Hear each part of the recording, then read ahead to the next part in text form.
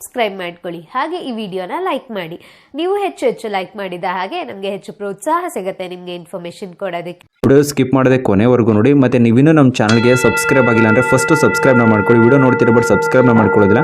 So ಸಬ್ಸ್ಕ್ರೈಬ್ನ ಮಾಡಿಕೊಂಡು ಪಕ್ಕದಲ್ಲಿರುವಂಥ ಬೆಲ್ ಬಟನನ್ನು ಪ್ರೆಸ್ ಮಾಡಿ ಆಲ್ನ ಸೆಲೆಕ್ಟ್ ಮಾಡಿ. ನಾನು ಯಾವುದೇ ಹೊಸ ವಿಡಿಯೋ ಅಪ್ಲೋಡ್ ಮಾಡಿದ್ರು ನಿಮಗೆ ನೋಟಿಫಿಕೇಶನ್ ಆಗಿ ಬರುತ್ತೆ. ಎಲ್ಲರಿಗೂ ಸುಸ್ವಾಗತ. ದಿನಾಂಕ 2/4/2025 2025-26ನೇ ಸಾಲಿನ ಶೈಕ್ಷಣಿಕ ವರ್ಷದ ಶೈಕ್ಷಣಿಕ ಅವಧಿಗಳು ಮತ್ತು ರಜಾ ಅವಧಿಗಳನ್ನು ನಿಗದಿಪಡಿಸಿ ಈ ಶೈಕ್ಷಣಿಕ ವರ್ಷದ ಪ್ರಾರಂಭದಲ್ಲಿ ಯಾವ ಯಾವ ಕೆಲಸಗಳನ್ನ ಮಾಡಬೇಕು ಹಾಗೂ ಈ ಹಿಂದಿನ ಶೈಕ್ಷಣಿಕ ವರ್ಷದ ಕೊನೆಯ ದಿನಗಳಲ್ಲಿ ಅಂದರೆ 2ರಿಂದ 10ನೇ ತಾರೀಕಿನವರೆಗೆ ಯಾವ ಯಾವ ಕರ್ತವ್ಯಗಳನ್ನು ನಿರ್ವಹಿಸಬೇಕು ಅಂತ ಒಂದು ಜ್ಞಾಪನವನ್ನು ಆಯುಕ್ತರ ಕಚೇರಿ ಶಾಲಾ ಶಿಕ್ಷಣ ಇಲಾಖೆ ನೃಪತುಂಗ ರಸ್ತೆ ಬೆಂಗಳೂರು ಇವರು ಹೊರಡಿಸಿದರು. ಆದರೂ ಕೆಲವ್ರಿಗೆ ಇನ್ನೂ ಗೊಂದಲ ಇದೆ, ಶಾಲಾ ಪ್ರಾರಂಭೋತ್ಸವ ಯಾವತ್ತು, ತಕ್ಷಣಕ್ಕೆ ಯಾವ ಯಾವ ಕೆಲಸಗಳನ್ನು ನಾವು ಮಾಡಬೇಕಾಗತ್ತೆ ಅಂತ. ಅದಕ್ಕಾಗಿ ಸಂಪೂರ್ಣವಾಗಿರುವಂತಹ ಈ ಜ್ಞಾಪನದ ವಿವರವನ್ನು ತಮ್ಮ ಗಮನಕ್ಕೆ ತರ್ತಾ ಇದ್ದೀನಿ. ನೇರವಾಗಿ ವಿಷಯಕ್ಕೆ ಬರೋದಾದರೆ, ಮೇಲ್ಕಂಡ ವಿಷಯಕ್ಕೆ ಸಂಬಂಧಿಸಿದಂತೆ 24-25ನೇ ಸಾಲಿನ ಚಟುವಟಿಕೆಗಳು ಮುಕ್ತಾಯವಾಗುತ್ತಲಿದ್ದು, ಮುಂದಿನ 25-26ನೇ ಸಾಲಿನ ಶೈಕ್ಷಣಿಕ ಸಾಲಿನ ಚಟುವಟಿಕೆಗಳನ್ನು ಪ್ರಾರಂಭಿಸಲು ಸದರಿ ಸಾಲಿನಲ್ಲಿ ಎಂದಿನಂತೆ ಅಗತ್ಯ ಪೂರ್ವ ಸಿದ್ಧತೆಗಾಗಿ ದಿನಾಂಕ 29/5/2025ರಿಂದ ಶಾಲೆ ಪ್ರಾರಂಭಿಸಲು ಸೂಚಿಸಲಾಗಿದೆ. ಅಗತ್ಯ ಪೂರ್ವ ಸಿದ್ಧತೆಗಾಗಿ ದಿನಾಂಕ 29/5/2025ರಿಂದ ಶಾಲೆ ಪ್ರಾರಂಭಿಸಲು ಸೂಚಿಸಲಾಗಿದೆ. ಅಂದರೆ 29ರಿಂದ ಶಾಲೆ ಪ್ರಾರಂಭ. ಅದರಂತೆ ವಾರ್ಷಿಕ ಶೈಕ್ಷಣಿಕ ಕ್ರಿಯಾ ಯೋಜನೆಯ ವೇಳಾಪಟ್ಟಿಯನ್ನು ನಿಗದಿಪಡಿಸಲಾಗಿದೆ.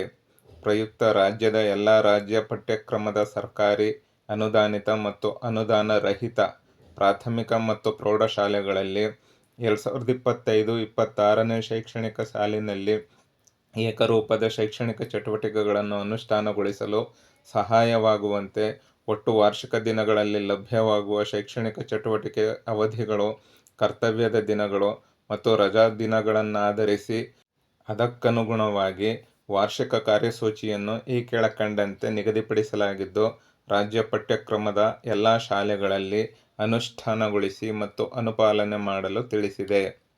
2025-26ನೇ ಸಾಲಿನ ಶಾಲಾ ಕರ್ತವ್ಯದ ದಿನಗಳು. ಮೊದಲನೇ ಅವಧಿ ದಿನಾಂಕ 29/5/2025ರಿಂದ ದಿನಾಂಕ 19/9/2025ರವರೆಗೆ.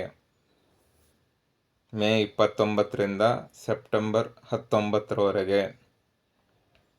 ಎರಡನೇ ಅವಧಿ ದಿನಾಂಕ 8/10/2025ರಿಂದ ದಿನಾಂಕ 10/4/2026ರವರೆಗೆ. ಅಕ್ಟೋಬರ್ 8ರಿಂದ ಏಪ್ರಿಲ್ 10ರವರೆಗೆ. ದಸರಾ ರಜಾ ದಿನಗಳು. ಈ ಪ್ರಶ್ನೆ ದಸರಾ ರಜಾ ಪ್ರಾರಂಭದಲ್ಲಿ ಪದೇ ಪದೇ ಕೇಳ್ತಾ ಇರ್ತಾರೆ. ದಸರಾ ರಜೆ ದಿನಾಂಕ 20/9/2025ರಿಂದ ದಿನಾಂಕ 7/10/2025ರವರೆಗೆ. ಅಂದರೆ ಸೆಪ್ಟೆಂಬರ್ ಅಂತ್ಯ ಭಾಗದಲ್ಲಿ, ಅಕ್ಟೋಬರ್ನ ಮೊದಲ ಭಾಗದಲ್ಲಿ ದಸರಾ ರಜೆ ಇರುತ್ತೆ. ಬೇಸಿಗೆ ರಜಾ ದಿನಾಂಕ 11/4/2026ರಿಂದ ದಿನಾಂಕ 28/5/2026ರವರೆಗೆ. ಇದಕ್ಕೆ ಸಂಬಂಧಪಟ್ಟಂತೆ ಮುಂದಿನ ಶೈಕ್ಷಣಿಕ ವರ್ಷದ ಅಂತ್ಯದಲ್ಲಿ ಮತ್ತೊಂದು ಜ್ಞಾಪನ ಬಂದೇ ಬರುತ್ತೆ. ಅದರಿಂದ ಇದರ ಕಡೆ ಹೆಚ್ಚು ಗಮನ ಹರಿಸ್ದೆ ಈ ಶಾಲಾ ಕರ್ತವ್ಯದ ದಿನಗಳ ಬಗ್ಗೆ ಈ ದಿನಾಂಕಗಳನ್ನೇ ನೆನಪಿಟ್ಟುಕೊಳ್ಳೋದು ಸೂಕ್ತ. ಇದಾದ ನಂತರ ಪ್ರತಿ ತಿಂಗಳಲ್ಲಿನ ಲಭ್ಯವಿರುವ ಬೋಧನಾ ದಿನಗಳು, ರಜಾ ದಿನಗಳು ಇದನ್ನು ತಿಳಿಸಿದ್ದಾರೆ. ಇದೆಲ್ಲರಿಗೂ ತಮಗೆ ತಿಳಿದಿರೋದ್ರಿಂದ ಅದರ ಬಗ್ಗೆ ಹೆಚ್ಚಿಗೆ ಹೇಳೋದಕ್ಕೆ ಹೋಗಲ್ಲ. ಆದರೆ ಒಟ್ಟು ಶಾಲಾ ಕರ್ತವ್ಯದ ದಿನಗಳ ನಿರ್ವಹಣಾ ವಿವರವನ್ನು ನೋಡೋಣ. ಒಟ್ಟು ಶಾಲಾ ಕರ್ತವ್ಯದ ದಿನಗಳ ನಿರ್ವಹಣಾ ವಿವರ. 25-26ನೇ ಶೈಕ್ಷಣಿಕ ಸಾಲಿಗೆ ಲಭ್ಯವಾಗುವ ಒಟ್ಟು ಶಾಲಾ ಕರ್ತವ್ಯದ ದಿನಗಳು 242. ಪರೀಕ್ಷೆಗಳು ಮೌಲ್ಯಾಂಕನ ಕಾರ್ಯಕ್ಕಾಗಿ ಅಂದರೆ FA ಮತ್ತು SA ಗಾಗಿ 26 ದಿನಗಳು. ಪಠ್ಯೇತರ ಚಟುವಟಿಕೆಗಳ ಅಥವಾ ಪಠ್ಯ ಚಟುವಟಿಕೆಗಳ ಅಥವಾ ಸ್ಪರ್ಧೆಗಳ ನಿರ್ವಹಣಾ ಕಾರ್ಯಕ್ಕಾಗಿ 22 ದಿನಗಳು. ಮೌಲ್ಯಮಾಪನ ಮತ್ತು ಫಲಿತಾಂಶ ವಿಶ್ಲೇಷಣೆ ಕಾರ್ಯಕ್ಕಾಗಿ 10 ದಿನಗಳು. ಶಾಲಾ ಸ್ಥಳೀಯ ರಜೆಗಳು 4.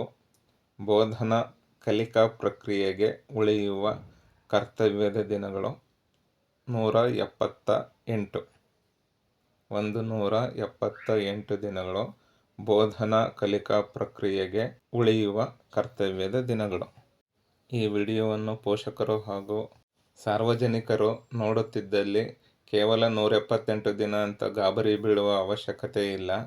242 ದಿನಗಳು ವಿದ್ಯಾರ್ಥಿಗಳು ಶಾಲೆಗೆ ಹಾಜರಾಗಲೇಬೇಕಾಗತ್ತೆ. ಈ ಗುರಿ ಶಿಕ್ಷಕರಿಗೆ ನಿಗದಿಪಡಿಸಿರುವಂಥದ್ದು. 178 ದಿನಗಳಲ್ಲಿ ವಿದ್ಯಾರ್ಥಿಗಳಿಗೆ ಗುಣಮಟ್ಟದ ಶಿಕ್ಷಣವನ್ನು, ನಿರಂತರ ಕಲಿಕೆಯಲ್ಲಿ ತೊಡಗುವ ಪ್ರಕ್ರಿಯೆಯನ್ನು ತರಗತಿ ಕೋಣಗಳಲ್ಲಿ ಅಳವಡಿಸಿಕೊಳ್ಳುವುದಕ್ಕೆ ಸೂಚಿಸಿರುವಂತಹ ದಿನಗಳು. ಇದಾದ ನಂತರ ಕೆಲವು ವಿಶೇಷ ಸೂಚನೆಗಳನ್ನು ಸಹ ನೀಡಿದ್ದಾರೆ ಹಾಗೂ ಮುಂದಿನ ಸಾಲಿನಲ್ಲಿ ನಿರ್ವಹಿಸಬೇಕಾದಂತಹ ಅಂಶಗಳನ್ನ ಸಹ ತಿಳಿಸಿದ್ದಾರೆ. ಈಗ ವಿಶೇಷ ಸೂಚನೆಗಳಲ್ಲಿ 1, 2, 3ನೇ ಸೂಚನೆಗಳನ್ನ ಈಗಾಗಲೇ ನಾವು ಅನುಪಾಲಿಸಿದ್ವಿ. ಇನ್ನು 4ನೇ ಅಂಶ, ಶಾಲಾ ಸ್ಥಳೀಯ ರಜೆಗಳಿಗೆ ಸಂಬಂಧಿಸಿದಂತೆ ಶಾಲಾವಾರು ನಿರ್ದಿಷ್ಟಪಡಿಸಿದ ದಿನಾಂಕಗಳನ್ನು ಕ್ಷೇತ್ರ ಶಿಕ್ಷಣಾಧಿಕಾರಿಗಳು ಪೂರ್ವಭಾವಿಯಾಗಿ ಜೂನ್ 2025ರ ಮೊದಲನೇ ವಾರದಲ್ಲಿ ಅನುಮೋದನೆ ನೀಡುವುದು. ಅನುಮೋದಿಸಿದ ದಿನಾಂಕಗಳಿಗೆ ಮಾತ್ರ ಸ್ಥಳೀಯ ರಜೆ ಹೊಂದುವುದು. ಸ್ಥಳೀಯ ರಜೆಗಳನ್ನು ಶಾಲಾ ಹಂತದಲ್ಲಿ ಪಡೆಯುವುದಕ್ಕೆ ಅದಕ್ಕೆ ಪ್ರತ್ಯೇಕವಾದಂತಹ ಕಾರ್ಯವಿಧಾನವಿದ್ದು, ಅದರ ಅನ್ವಯ ಸ್ಥಳೀಯ ರಜೆಗಳ ಪಟ್ಟಿಯನ್ನು ಸಿದ್ಧಪಡಿಸಿ SDMCಯಲ್ಲಿ ಅದನ್ನು ಅನುಮೋದನೆ ಪಡೆದು ಅನಂತರ ಕ್ಷೇತ್ರ ಶಿಕ್ಷಣಾಧಿಕಾರಿಗಳಿಂದ ಜೂನ್ ತಿಂಗಳಲ್ಲೇ ಅನುಮೋದನೆಯನ್ನು ಮಾಡಿಸ್ಕೋಬೇಕು ಅಂತ ಈ ಜ್ಞಾಪನದಲ್ಲಿ ತಿಳಿಸಿದ್ದಾರೆ. ಇನ್ನು 5ನೇ ಅಂಶ, 2025-26ನೇ ಸಾಲಿಗೆ ಸರ್ಕಾರಿ ಶಾಲೆಗಳ 1ರಿಂದ 10ನೇ ತರಗತಿಯ ಎಲ್ಲ ವಿದ್ಯಾರ್ಥಿಗಳಿಗೆ 2 ಜೊತೆ ಉಚಿತ ಸಮವಸ್ತ್ರ ಹಾಗೂ ಪಠ್ಯಪುಸ್ತಕ ಹಾಗೂ ಖಾಸಗಿ ಶಾಲೆಗಳಿಗೆ ಪಠ್ಯಪುಸ್ತಕಗಳು ಸಂಬಂಧಿಸಿದ ತಾಲೂಕುಗಳಿಗೆ ಸರಬರಾಜು ಆದ ತಕ್ಷಣ ಸಂಬಂಧಿಸಿದ ಶಾಲೆಗಳ ಮುಖ್ಯೋಪಾಧ್ಯಾಯರ ಮುಖಾಂತರ ಮಕ್ಕಳಿಗೆ ತಲುಪಿಸುವ ಕುರಿತು ಕ್ರಮ ವಹಿಸುವುದು. ಈಗಾಗಲೇ ಇಲಾಖೆ ವತಿಯಿಂದ ಈ ಬಗ್ಗೆ ಕ್ರಮ ವಹಿಸಿದ್ದು, ಬಹುಶಃ ಈ ತಿಂಗಳ 26-27ನೇ ದಿನಾಂಕಕ್ಕೆ ಎಲ್ಲ ಶಾಲೆಗಳಿಗೂ ಸಮವಸ್ತ್ರ ಹಾಗೂ ಪಠ್ಯಪುಸ್ತಕಗಳು ತಲುಪಲಿದ್ದು, ಶಾಲಾ ಪ್ರಾರಂಭೋತ್ಸವದ ದಿನವೇ ಮಕ್ಕಳಿಗೆ ಸಮವಸ್ತ್ರ ಹಾಗೂ ಪಠ್ಯಪುಸ್ತಕಗಳನ್ನ ವಿತರಣೆಯನ್ನು ಮಾಡಬಹುದು.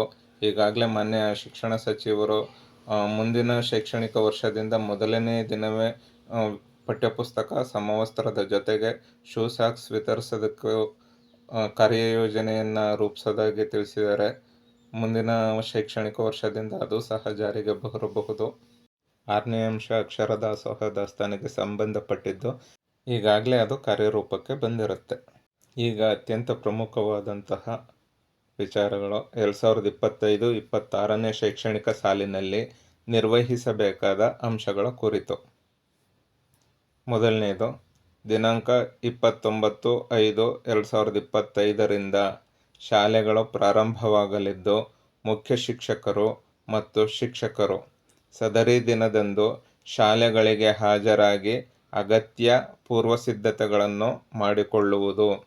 ವಿದ್ಯಾರ್ಥಿಗಳ ಶಾಲಾ ಪ್ರವೇಶಾತಿಯನ್ನು, ದಾಖಲಾತಿಯನ್ನು ದಿನಾಂಕ 30/5/2025ರಿಂದ ಶಾಲಾ ಪ್ರಾರಂಭೋತ್ಸವದೊಂದಿಗೆ ಆರಂಭಿಸಿ ದಿನಾಂಕ 30/6/2025ರಂದು ಮುಕ್ತಾಯಗೊಳಿಸತಕ್ಕದ್ದು.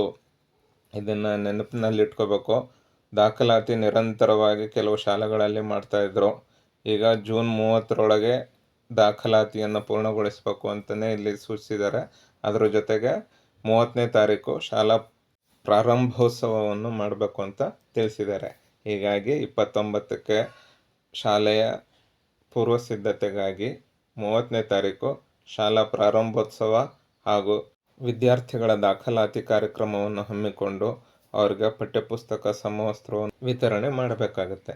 ಇನ್ನು 2ನೇ ಅಂಶ, ಕೆಲವು ಮಕ್ಕಳು ನಿರಂತರವಾಗಿ ಶಾಲೆಗೆ ಗೈರು ಹಾಜರಾಗುತ್ತಿರುವುದು ಮತ್ತು ಶಾಲೆಯನ್ನು ಅರ್ಧದಲ್ಲಿಯೇ ಬಿಡುವ ಮಕ್ಕಳನ್ನು ಕಡ್ಡಾಯವಾಗಿ ಹಾಜರಾತಿ ಅಧಿಕಾರಿಯು ಅಂದರೆ ಶಿಕ್ಷಣ ಸಂಯೋಜಕರು CRP ಮತ್ತು BRPಗಳೊಂದಿಗೆ ಸಂಪರ್ಕದಲ್ಲಿದ್ದು ದಾಖಲಾತಿ ಆಂದೋಲನದ ಮುಖಾಂತರ ವ್ಯಾಪಕ ಪ್ರಚಾರ ಕೈಗೊಂಡು ಶಾಲಾ ಮುಖ್ಯವಾಹಿನಿಗೆ ತರುವುದು.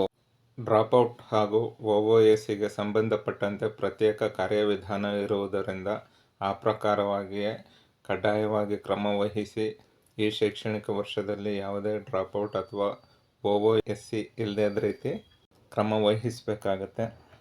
ಮೂರನೇ ಅಂಶ, ಕ್ರಿಸ್ಮಸ್ ರಜೆ ಬೇಡಿಕೆಯನ್ನು ಸಂಬಂಧಿಸಿದ ಶಿಕ್ಷಣ ಸಂಸ್ಥೆಗಳು ತಮ್ಮ ವ್ಯಾಪ್ತಿಯ ಜಿಲ್ಲಾ ಉಪನಿರ್ದೇಶಕರು ಆಡಳಿತರವರಿಗೆ ಸಲ್ಲಿಸಿದಲ್ಲಿ ಈ ಬಗ್ಗೆ ಆಯಾ ಉಪನಿರ್ದೇಶಕರು ಆಡಳಿತರವರು ಈ ಕುರಿತು ಪರಿಶೀಲಿಸಿ ನಿರ್ಧರಿಸುವುದು. ಸದರಿ ಡಿಸೆಂಬರ್ ಮಾಹೆಯಲ್ಲಿ ನೀಡುವ ಕ್ರಿಸ್ಮಸ್ ರಜಾ ಅವಧಿಯನ್ನು ಅಕ್ಟೋಬರ್ ಮಾಹೆಯ ಮಧ್ಯಂತರ ರಜೆಯಲ್ಲಿ ಕಡಿತಗೊಳಿಸಿ ಸರಿದೂಗಿಸಿಕೊಳ್ಳಲು ಕ್ರಮ ವಹಿಸತಕ್ಕದ್ದು. ಖಾಸಗಿ ಶಾಲೆಯವರು ಈ ಬಗ್ಗೆ ಈಗಾಗಲೇ ಪ್ರತಿ ವರ್ಷದಂತೆ ಕ್ರಮ ವಹಿಸ್ತಾರೆ. ನಾಲ್ಕನೇ ಅಂಶ, ರಾಜ್ಯ ಅಥವಾ ಜಿಲ್ಲಾ ಕಚೇರಿಗಳಿಂದ ನಿಯೋಜಿಸಿದ ಜಿಲ್ಲಾ ಮತ್ತು ತಾಲೂಕು ಶೈಕ್ಷಣಿಕ ಉಸ್ತುವಾರಿ ನೋಡಲ್ ಅಧಿಕಾರಿಗಳು, ಜಿಲ್ಲಾ ಹಂತದಲ್ಲಿ ಉಪನಿರ್ದೇಶಕರು, ಆಡಳಿತ ಮತ್ತು ಅಭಿವೃದ್ಧಿರವರುಗಳು, ಬ್ಲಾಕ್ ಹಂತದಲ್ಲಿ ಕ್ಷೇತ್ರ ಶಿಕ್ಷಣಾಧಿಕಾರಿಗಳು ಮತ್ತು ಸಿಬ್ಬಂದಿ ವರ್ಗ, ಕ್ಲಸ್ಟರ್ ಹಂತದಲ್ಲಿ CRPಗಳು ತಮ್ಮ ತಮ್ಮ ವ್ಯಾಪ್ತಿಗನುಗುಣವಾಗಿ ಕ್ರಿಯಾಶೀಲ ಮೇಲ್ವಿಚಾರಣೆ ಮತ್ತು ಶೈಕ್ಷಣಿಕ ಉಸ್ತುವಾರಿ ಕ್ರಿಯಾ ಯೋಜನೆಯನ್ನು ಈ ಮುಂದೆ ನೀಡಲಾಗುವ ಶೈಕ್ಷಣಿಕ ಮಾರ್ಗದರ್ಶಿಯಲ್ಲಿ ತಿಳಿಸುವಂತೆ ತಯಾರಿಸಿಕೊಂಡು ಶಾಲೆಗಳ ಪ್ರಾರಂಭಕ್ಕೆ ಪೂರ್ವ ತಯಾರಿ ಮಾಡಿಕೊಳ್ಳುವುದು.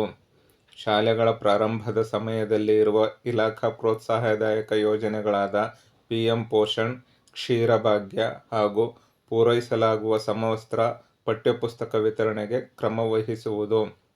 ಶಾಲೆಗಳಲ್ಲಿ ಮಕ್ಕಳ ದಾಖಲಾತಿ ಅಭಿವೃದ್ಧಿಪಡಿಸಲು ಮಿಂಚಿನ ಸಂಚಾರ ಕೈಗೊಂಡು ಉಸ್ತುವಾರಿ ಮಾಡುವುದು. ಈ ಇಷ್ಟು ಕಾರ್ಯಕ್ರಮಗಳು ಶೈಕ್ಷಣಿಕ ಮೇಲ್ವಿಚಾರಣೆಗೆ ಸಂಬಂಧಪಟ್ಟಂತೆ ಎಲ್ಲ CRP, BRP ಹಾಗೂ ಮೇಲ್ಮಟ್ಟದ ಅಧಿಕಾರಿಗಳಿಗೆ. ಈ ವೇಳೆಗೆ 2025-26ನೇ ಸಾಲಿನ ಶೈಕ್ಷಣಿಕ ಮಾರ್ಗದರ್ಶಿಯು ಎಲ್ಲರನ್ನೂ ತಲುಪಬೇಕಾಗಿತ್ತು. ಆದರೆ ತಾಂತ್ರಿಕ ಕಾರಣಗಳಿಂದಾಗಿ ಬಹುಶಃ ಇನ್ನೂ ಸಿದ್ಧವಾಗಿಲ್ಲ ಎಂದು ತಿಳಿದು ಬಂದಿದೆ. ಮುಖ್ಯ ಕಾರಣ ಏನಂತಂದರೆ, ಈ ಶೈಕ್ಷಣಿಕ ವರ್ಷದಲ್ಲಿ ನೈತಿಕ ಶಿಕ್ಷಣವನ್ನು ಶಾಲೆಗಳಲ್ಲಿ ಪರಿಚಯಿಸ್ತಾ ಇದ್ದಾರೆ. ಇನ್ನು ಮುಂದಿನ ದಿನಗಳಲ್ಲಿ ಪಠ್ಯದ ಒಂದು ಭಾಗವಾಗಿ ನೈತಿಕ ಶಿಕ್ಷಣವೂ ಸಹ ಇರುತ್ತೆ. ಶಾಲೆಗಳಲ್ಲಿ ವಿದ್ಯಾರ್ಥಿಗಳಿಗೆ ನೈತಿಕ ಶಿಕ್ಷಣವನ್ನು ಬೋಧಿಸುವ ಅಗತ್ಯತೆಯ ಬಗ್ಗೆ ಈಗಾಗಲೇ ಅಧಿವೇಶನದಲ್ಲಿ ಚರ್ಚೆ ನಡೆದಿದ್ದು, ಈ ಬಗ್ಗೆ ವಿಡಿಯೋಗಳನ್ನು ಪ್ರಸಾರ ಮಾಡಿದ್ವು. ಈ ವಿಡಿಯೋಗಳನ್ನ ನೋಡಿಲ್ಲ ಅಂತಂದರೆ ಡಿಸ್ಕ್ರಿಪ್ಷನ್ ಬಾಕ್ಸ್ನಲ್ಲಿದೆ, ನೀವು ಆ ಲಿಂಕನ್ನು ಕ್ಲಿಕ್ ಮಾಡಿ ಸಂಪೂರ್ಣ ಮಾಹಿತಿಯನ್ನು ಪಡೆಯಬಹುದಾಗಿರುತ್ತೆ. ಇನ್ನು 5ನೇ ಅಂಶ, ರಾಷ್ಟ್ರೀಯ ಹಬ್ಬಗಳಾದ ಗಣರಾಜ್ಯೋತ್ಸವ, ಸ್ವಾತಂತ್ರ್ಯ ದಿನಾಚರಣೆ ಹಾಗೂ ನಾಡಹಬ್ಬವಾದ ಕರ್ನಾಟಕ ರಾಜ್ಯೋತ್ಸವ ಮತ್ತು ಇತರ ಪ್ರಮುಖ ಜಯಂತಿಗಳನ್ನು ಕಡ್ಡಾಯವಾಗಿ ಆಯಾ ದಿನಗಳಂದು ಗೌರವಪೂರ್ವಕವಾಗಿ ಆಚರಿಸತಕ್ಕದ್ದು. 6. ನಿಗದಿಪಡಿಸಿದ ಶೈಕ್ಷಣಿಕ ಕರ್ತವ್ಯದ ಅವಧಿಗಳು ಕಡಿಮೆಯಾಗದಂತೆ ಮುಷ್ಕರ, ಮಳೆಗಾಗಿ, ಇನ್ನಿತರೆ ಅನಿರೀಕ್ಷಿತ ಕಾರಣಗಳಿಂದಾಗಿ ಶಾಲೆಗೆ ರಜೆ ಘೋಷಣೆಯಾದಲ್ಲಿ ಆ ಅವಧಿಯ ಶಾಲಾ ಕರ್ತವ್ಯದ ದಿನಗಳನ್ನು ಮುಂದಿನ ರಜಾ ದಿನಗಳಲ್ಲಿ ಪೂರ್ಣ ದಿನದ ಶಾಲೆಗಳನ್ನು ನಡೆಸಿ ಶಾಲಾ ಕರ್ತವ್ಯದ ದಿನಗಳನ್ನು ಸರಿದೂಗಿಸಿಕೊಳ್ಳಲು ಉಪನಿರ್ದೇಶಕರು ಅಥವಾ ಕ್ಷೇತ್ರ ಶಿಕ್ಷಣಾಧಿಕಾರಿಗಳು ಕ್ರಮ ವಹಿಸುವುದು. 7. ಪರೀಕ್ಷಾ ದಿನಗಳು, ಮೌಲ್ಯಾಂಕನ ದಿನಗಳು ಹಾಗೂ ಪೂರಕ ಶೈಕ್ಷಣಿಕ ಚಟುವಟಿಕೆ ನಡೆಸುವ ದಿನಗಳನ್ನು ಕೂಡ ಶಾಲಾ ಕರ್ತವ್ಯದ ದಿನವೆಂದು ನಿಗದಿತ ಅವಧಿಗಳಲ್ಲಿ ಪರಿಗಣಿಸುವುದು. 8. 2025-26ನೇ ಸಾಲಿನ ವಾರ್ಷಿಕ ಶೈಕ್ಷಣಿಕ ಮಾರ್ಗಸೂಚಿಯನ್ನು ಸಿದ್ಧಪಡಿಸಿ ನಂತರ ಪೂರೈಸಲಾಗುವುದು. ಅದರಂತೆ ಶಾಲಾ, ಕ್ಲಸ್ಟರ್, ತಾಲೂಕು ಹಾಗೂ ಜಿಲ್ಲಾ ಹಂತಗಳಲ್ಲಿ ಕ್ರಿಯಾ ಯೋಜನೆ ರೂಪಿಸಿಕೊಂಡು ಅನುಪಾಲನೆ ಮಾಡತಕ್ಕದ್ದು. ಶಾಲಾ ಶೈಕ್ಷಣಿಕ ಮಾರ್ಗದರ್ಶಿಯ ಬಗ್ಗೆ ಇಲ್ಲಿ ಸೂಚನೆಯನ್ನು ನೀಡಿದ್ದಾರೆ. ವಾರ್ಷಿಕ ಶೈಕ್ಷಣಿಕ ಮಾರ್ಗಸೂಚಿ ಅನ್ವಯ ಶಾಲಾ, ಕ್ಲಸ್ಟರ್, ತಾಲೂಕು ಹಾಗೂ ಜಿಲ್ಲಾ ಹಂತಗಳಲ್ಲಿ ಕ್ರಿಯಾ ಯೋಜನೆಯನ್ನು ರೂಪಿಸ್ಕೊಂಡು ಆ ಪ್ರಕಾರನೇ ಅನುಪಾಲನೆ ಮಾಡಬೇಕಾಗತ್ತೆ. ವಿಶೇಷ ಸೂಚನೆ, ಕಾಲಕಾಲಕ್ಕೆ ಸರ್ಕಾರದಿಂದ ನೀಡುವ ಸೂಚನೆಗಳನ್ನು ಮತ್ತು ನಿರ್ದೇಶನಗಳನ್ನು ಕಡ್ಡಾಯವಾಗಿ ಪಾಲಿಸುವಂತೆ ತಿಳಿಸಿದೆ. ಆಯುಕ್ತರು, ಶಾಲಾ ಶಿಕ್ಷಣ ಇಲಾಖೆ. ಇದಿಷ್ಟು ಈ ಜ್ಞಾಪನದಲ್ಲಿ ಇರುವಂತಹ ಅಂಶಗಳು. ಈಗಾಗಲೇ ನಲಿಕಲಿಗೆ ಸಂಬಂಧಪಟ್ಟಂತೆ FLNಗೆ ಸಂಬಂಧಪಟ್ಟಂತೆ ಹಾಗೂ ಕ್ಲಸ್ಟರ್ ಹಂತದ ಸಮಾಲೋಚನಾ ಸಭೆಗಳಿಗೆ ಸಂಬಂಧಪಟ್ಟಂತೆ ಪ್ರತ್ಯೇಕ ಜ್ಞಾಪನ ಅಥವಾ ಸುತ್ತೋಲೆಗಳು ಹೊರಟಿದ್ದು, ನಮ್ಮ ಈ ಮುಂದಿನ ಸಂಚಿಕೆಗಳಲ್ಲಿ ಇದರ ಬಗ್ಗೆ ಸವಿವರವಾಗಿ ಚರ್ಚಿಸೋಣ. ಧನ್ಯವಾದಗಳು. ನೀವೇನಾದ್ರೂ ಮೊದಲನೇ ಬಾರಿಗೆ ನಮ್ಮ ವಿಡಿಯೋನ ನೋಡ್ತಿದ್ರೆ ದಯವಿಟ್ಟು ನಮ್ಮ ಚಾನೆಲ್ನ ಸಬ್ಸ್ಕ್ರೈಬ್ ಮಾಡ್ಕೊಳ್ಳಿ. ಹಾಗೆ ಈ ವಿಡಿಯೋನ ಲೈಕ್ ಮಾಡಿ. ನೀವು ಹೆಚ್ಚು ಲೈಕ್ ಮಾಡಿದ ಹಾಗೆ ನಮಗೆ ಹೆಚ್ಚು ಪ್ರೋತ್ಸಾಹ ಸಿಗುತ್ತೆ ನಿಮಗೆ ಇನ್ಫಾರ್ಮೇಶನ್ ಕೊಡೋದಕ್ಕೆ. ವಿಡಿಯೋ ಸ್ಕಿಪ್ ಮಾಡದೆ ಕೊನೆವರೆಗೂ ನೋಡಿ. ಮತ್ತು ನೀವಿನ್ನೂ ನಮ್ಮ ಚಾನಲ್ಗೆ ಸಬ್ಸ್ಕ್ರೈಬ್ ಆಗಿಲ್ಲ ಅಂದರೆ ಫಸ್ಟು ಸಬ್ಸ್ಕ್ರೈಬ್ನ ಮಾಡ್ಕೊಳ್ಳಿ. ವಿಡಿಯೋ ನೋಡ್ತಿರೋ ಬಟ್ ಸಬ್ಸ್ಕ್ರೈಬ್ನ ಮಾಡ್ಕೊಳ್ಳೋದಿಲ್ಲ. ಸೊ ಸಬ್ಸ್ಕ್ರೈಬ್ನ ಮಾಡಿಕೊಂಡು ಪಕ್ಕದಲ್ಲಿರುವಂಥ ಬೆಲ್ ಬಟನನ್ನು ಪ್ರೆಸ್ ಮಾಡಿ ಆಲ್ನ ಸೆಲೆಕ್ಟ್ ಮಾಡಿ. ನಾನು ಯಾವುದೇ ಹೊಸ ವಿಡಿಯೋ ಅಪ್ಲೋಡ್ ಮಾಡಿದ್ರು ನಿಮಗೆ ನೋಟಿಫಿಕೇಶನ್ ಆಗಿ ಬರುತ್ತೆ.